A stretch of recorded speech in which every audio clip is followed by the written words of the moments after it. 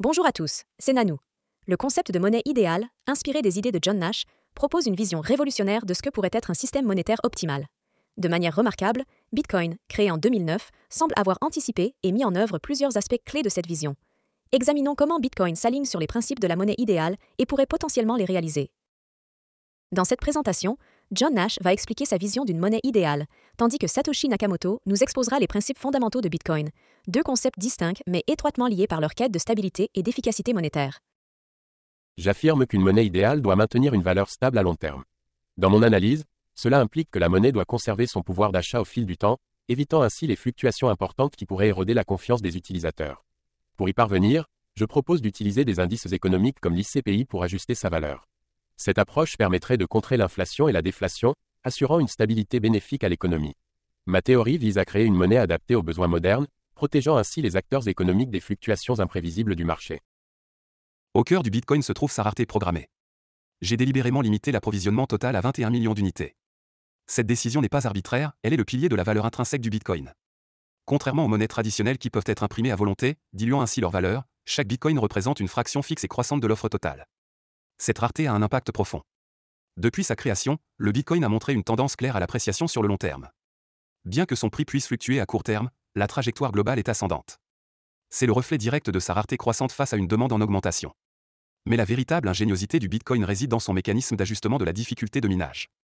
Ce système autorégulateur est conçu pour maintenir un rythme constant de production de nouveaux Bitcoins, quelles que soient les fluctuations de la puissance de calcul du réseau. En tant qu'économiste et mathématicien, j'ai toujours cherché des moyens d'optimiser les systèmes complexes.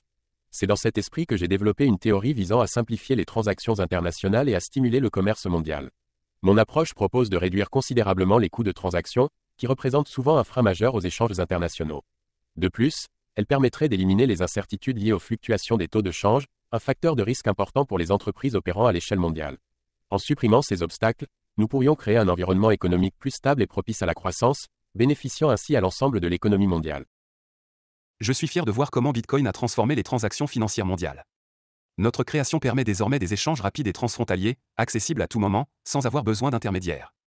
C'était mon objectif de réduire considérablement les frais de transaction, particulièrement pour les transferts internationaux, et je suis ravi de constater que cet objectif a été atteint.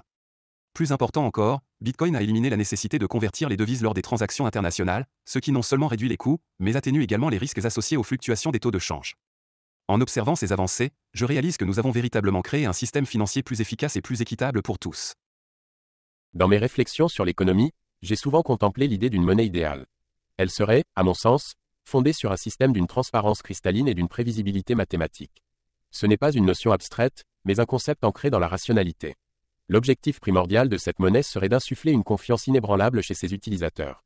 Cette confiance ne serait pas bâtie sur des promesses vides, mais sur les piliers solides de la stabilité et de la prévisibilité. Chaque fluctuation, chaque mouvement de cette monnaie serait compréhensible, prévisible, suivant des règles claires et immuables. C'est ainsi, je crois, que nous pourrions créer un système monétaire vraiment fiable et efficace. J'ai voulu concevoir un système financier révolutionnaire, libéré des contraintes des institutions traditionnelles. Notre monnaie repose sur la puissance de la blockchain, une technologie qui assure une transparence sans précédent. Chaque transaction est visible en temps réel, gravée dans un registre immuable et accessible à tous. J'ai délibérément choisi de rendre le protocole open source, invitant ainsi le monde entier à scruter son fonctionnement, à le comprendre et à y contribuer. Dans ce nouveau paradigme, la confiance n'émane plus d'autorité centrale, mais des fondements même des mathématiques et de la cryptographie. C'est là que réside la véritable innovation de Bitcoin, un système où la vérité est vérifiable par tous, à tout moment. Dans ma conception d'une monnaie idéale, le contrôle de l'inflation occupe une place centrale. Un système monétaire efficace doit impérativement intégrer des mécanismes robustes pour maîtriser la hausse des prix et préserver le pouvoir d'achat sur le long terme. J'envisage une approche où des algorithmes sophistiqués ajusteraient dynamiquement la masse monétaire en circulation, en tenant compte de multiples variables économiques. Cette régulation automatisée permettrait de maintenir une stabilité des prix sans intervention humaine directe, éliminant ainsi les biais et les erreurs de jugement. Une telle monnaie offrirait aux citoyens la garantie que la valeur de leur épargne ne s'éroderait pas au fil du temps, favorisant ainsi une planification financière à long terme et une croissance économique durable. Lorsque j'ai conçu Bitcoin, l'un de mes objectifs principaux était de créer une monnaie résistante à l'inflation. J'ai donc mis en place un système avec un approvisionnement strictement limité et un taux d'émission prédéfini. Le mécanisme de halving, qui se produit tous les 4 ans, réduit progressivement le taux d'inflation de Bitcoin, le faisant tendre vers zéro. Cette caractéristique unique pourrait même rendre Bitcoin déflationniste à long terme, préservant ainsi le pouvoir d'achat de ceux qui le détiennent, voire l'augmentant. C'est un contraste frappant avec les monnaies fiduciaires traditionnelles, dont la valeur tend à s'éroder au fil du temps en raison de l'inflation.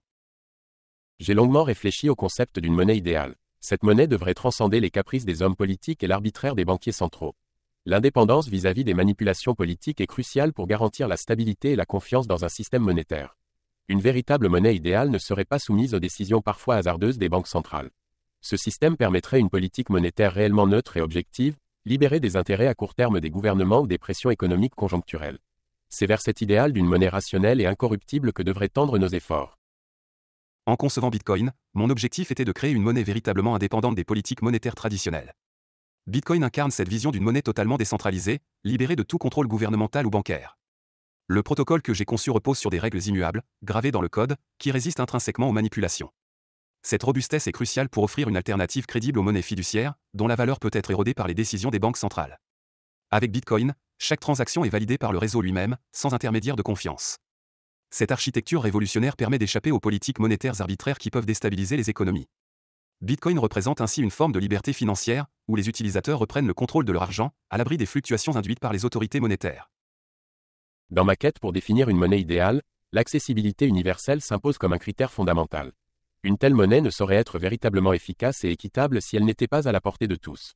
L'inclusion financière qu'elle favoriserait serait un puissant vecteur de progrès économique et social. En effet, un système monétaire réellement accessible transcenderait les barrières géographiques, sociales et économiques qui entravent actuellement la participation de nombreux individus aux échanges financiers. Cette démocratisation de l'accès aux services financiers permettrait non seulement d'optimiser l'allocation des ressources à l'échelle globale, mais aussi de réduire les inégalités.